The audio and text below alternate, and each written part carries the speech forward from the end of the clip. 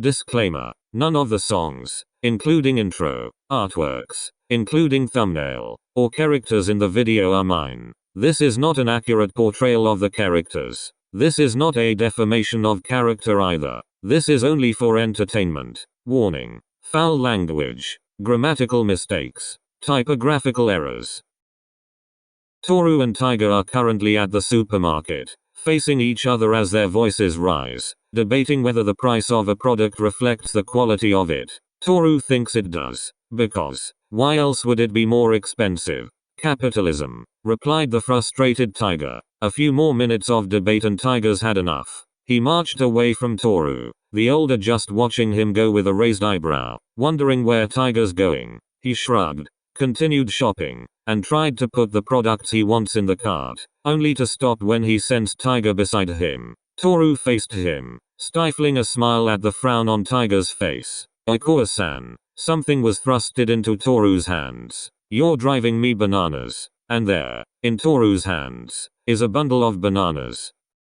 He could feel something die inside of him, his face turning impossibly blank as Tiger's mouth stretched into an almost manic smile. No. And with that, Toru walked away from a Tiger that's slowly dying on the floor due to laughter. That's how Tiger got what he wants. When Toru tries to pick the most expensive thing, Tiger would make a horrid pun and Toru would walk away, leaving the cart in Tiger's hands. They are shopping for paper towels and Toru is about to reach for the ridiculously expensive 4-ply paper towels when Tiger suddenly put something on top of Toru's head. They put a bounty on your head. Because you couldn't pay for the 4-ply paper towels. Are you really gonna choose those because they are more expensive? You know from my experience, most expensive stuff don't even taste good. They often taste nasty. Hey Ikuo-san, look. I found a cup that can keep your drink cold. Maybe even frozen. Hey Ikuo-san, this is the best shampoo. Trust me. You should recommend it to Atsumu-san. Toru let out a startled laugh. Ohohoho, I'm gonna tell Tsumu you insulted his hair. Wait, what? No. Why are you so scared of Tsumu? Anyone who can make Midorima simp is a powerful person.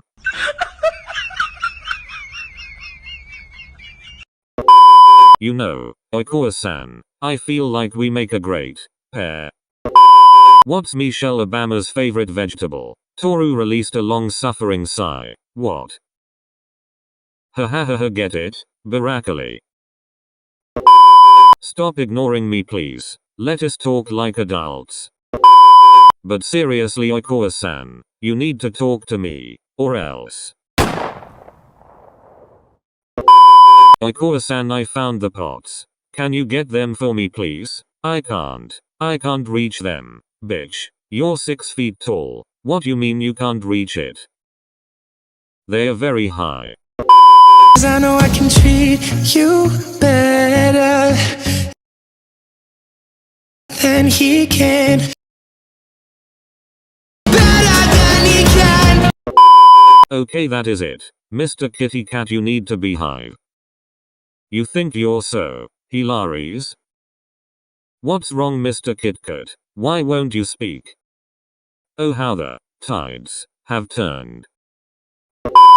So now they turned it into a competition of who can make the most horrible, the cringiest puns. And by the end of it all, they are both red and breathless from all the laughter, even though nothing was really funny or punny. My stomach hurts. Did you see the way that Karen looked at us? Oh my god, ha ha ha ha. I think she thought we were getting possessed, Imeo. I mean, I don't blame her. You did kinda look like you were getting possessed, or being exorcised. Well, you looked like you were having an aneurysm. They both glared at each other for a few moments before their lips twitched, and they were suddenly spluttering in laughter. The two crouched on the floor as they wheezed with laughter, gaining them a few judgmental looks from both shoppers and workers alike. As their laughter slowly stopped, their eyes met and their huge grins softened into sweet smiles. We should go. I still need to beat you in baking. Toru flashed Tiger a competitive smirk, which the other reciprocated. Too bad then, because I'm the one who's gonna win. The two redheads shopped for a lot of things. Too much for two people to hold. and they both took that as a personal challenge, which means that they succeeded in bring all of their groceries home without help. Koa, Oikoichi, am I invisible? Toru smiled brightly at seeing two of his friends in front of their house before laughing lightly at Tiger's grumbled question. Bokken, baby Kise, need some help? Gimme some. Nah, I can handle it. Are you sure? Yeah, Oikoa-san, are you sure? You look like you're struggling. Tiger interjected from the side, where he's being ignored. Toru just glared at him before fixing his hold on his items. Yes, I'm sure. Maybe you're the one who needs help, KitKat. You're about to drop something.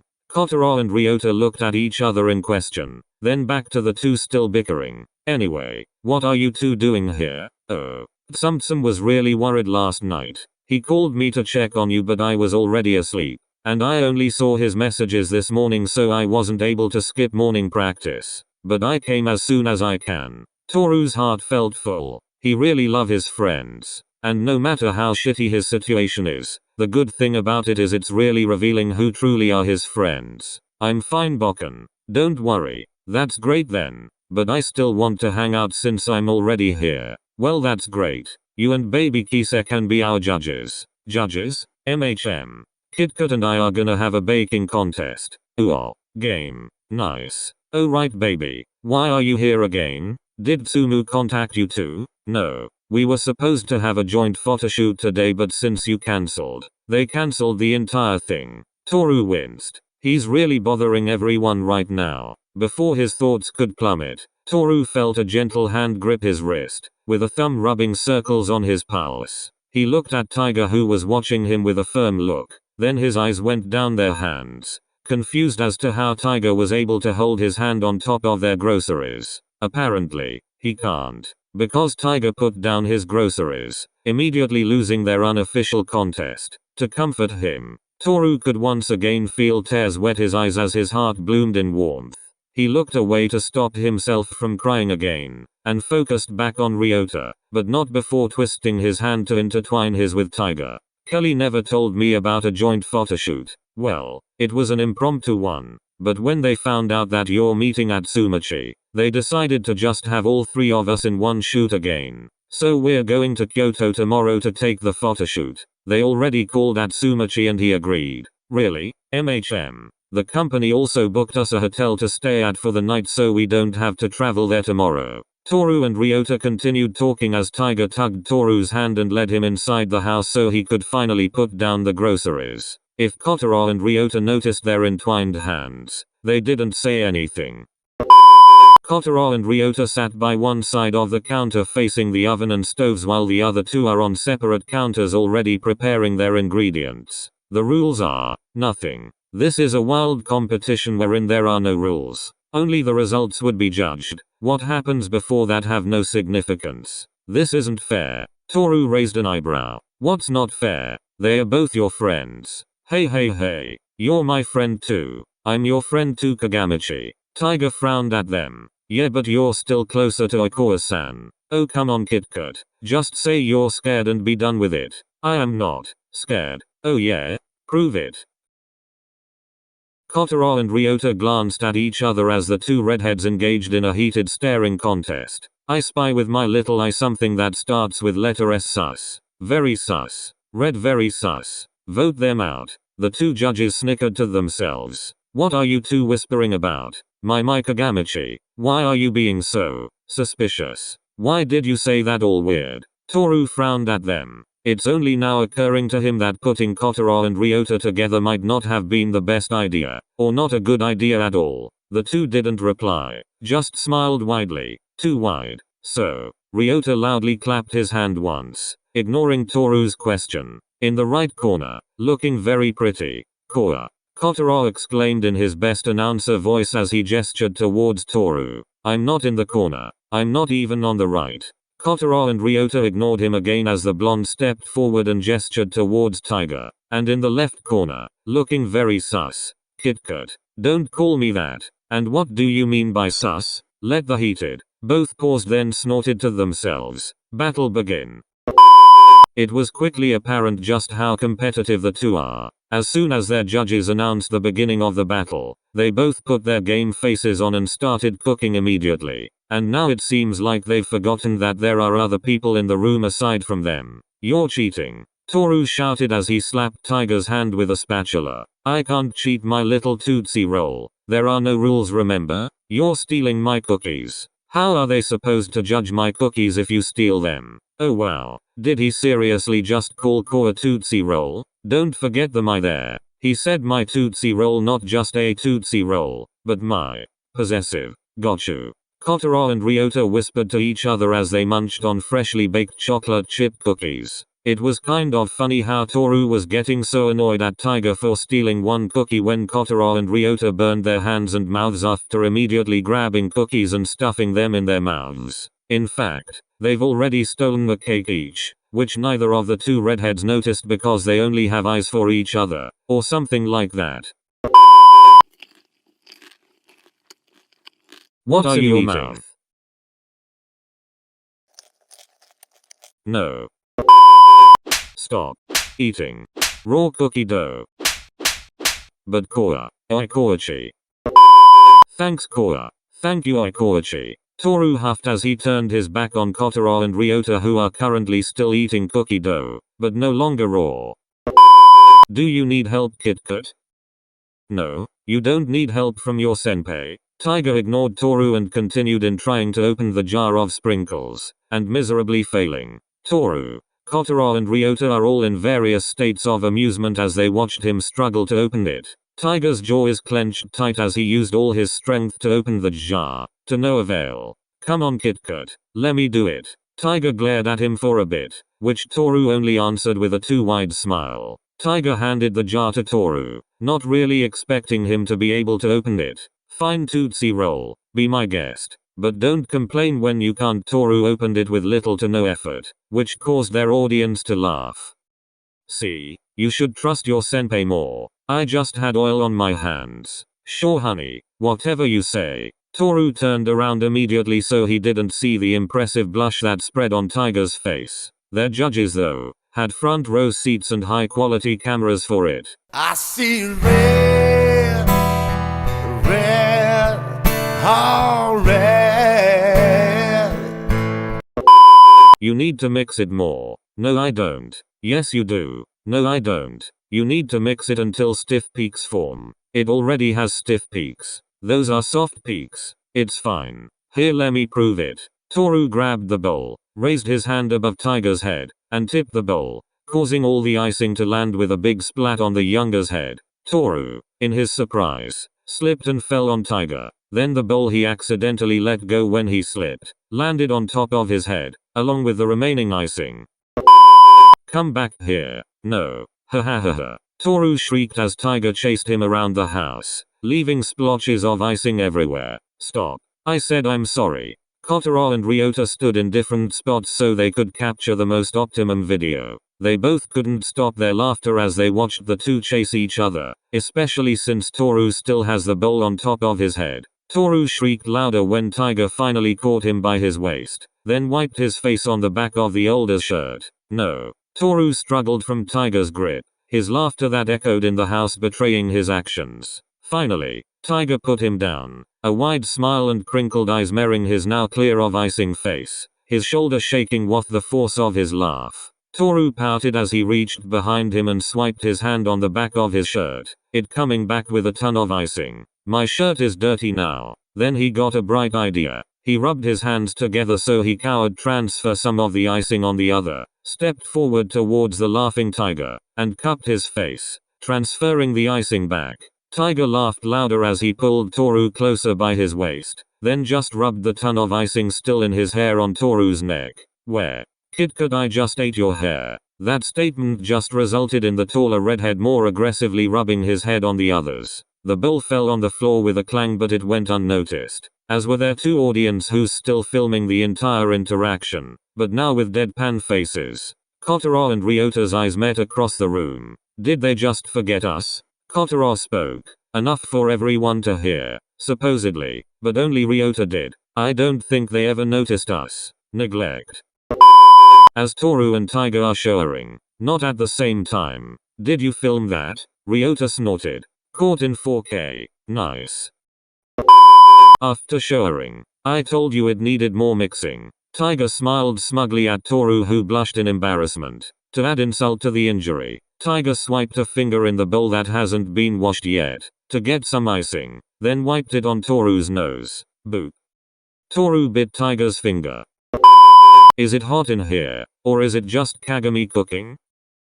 Since Taiga didn't bring a change of clothes, and his shirt was filled with sticky icing, he had no choice but to cook shirtless. Thankfully, his pants were spared, and Kotaro, who was the same size as him, had a spare shirt, but only one, which he will use later when they go out. I think it's more Oikoichi's gaze on Kagamichi. They both looked over to a blushing Toru who was gawking at a shirtless Taiga. The two snickered to themselves again. Toru was so busy gawking at the shirtless Taiga that he didn't notice the open cupboard in front of him. Everyone flinched when they heard a resounding bang echo in the room, and in a split second, Taiga was already tending to a dazed Toru, who banged his head on the cupboard door. Tootsie roll. Toru groaned and just laid his head on the firm surface in front of him. Seeing this, their judges looked at each other and opened their cameras once more. Are you okay? Toru nodded slightly as he clenched his fist on the soft yet firm muscle. He was holding on to Taiga's arms, and his head was on Taiga's chest. His very muscular, very naked chest. Toru could feel heat explode in his face as he squeaked while backing away from Taiga. I'm fine. Toru's voice cracked as he shouted that. I'm fine. He repeated again, looking away from Taiga as he scampered back to his corner. Okay. Taiga's worried that Toru had a concussion, but the smaller redhead won't even look at him, and aside from the red face, he seemed fine. Koi always had a thing for muscles. Kotaro whispered to Ryota. Well, if there's something Kagamichi has an abundance of, it's muscles. I can't wait to tell Kashi everything, hehehe. Same. Minachi's gonna be happy to hear about this. Why don't you two help in icing the cupcakes? Why? You're the ones in the contest. We would have been done already if you two stopped stealing food. You would have been done already if you stopped flirting. Kotaro whispered low enough that only Ryota heard it, which made the blonde snort, gaining a glare from Toru. What was that? Nothing. Okay, stop. You're ruining the cupcakes. You asked us. Okay, fine. You can just take your ruined cupcakes and let us finish this so we can go. So what you're saying is we can eat the ruined cupcakes? You are not allowed to ruin any more cupcakes.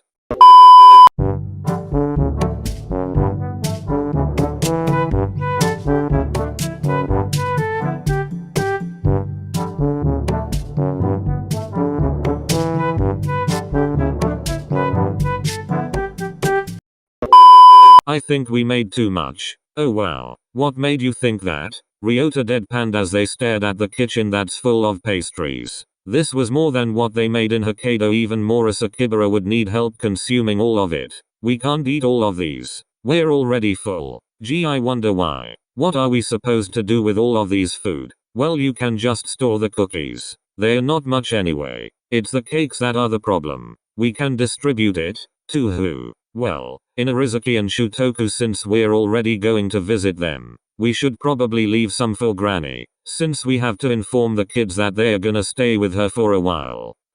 I think Tsumu's parents are gonna come home tomorrow, so we can leave them cake as well. I can just store it for now. There are probably 20 cakes in the kitchen right now. If you're wondering how they managed to bake 20 cakes, well, that's because Toru has 4 ovens in his kitchen. A stressed Toru is not a patient Toru. And a stressed baking Toru only becomes more stressed if the baking process is too long, so he made sure he has enough so that he doesn't have to wait long. That's how many cakes already? One for Granny since she's probably the one who'll eat it. One for the Mias since there's only 2 of them anyway. 2 each for Inarizuki and Shutoku. So 6. 14 more to get rid of and we're set.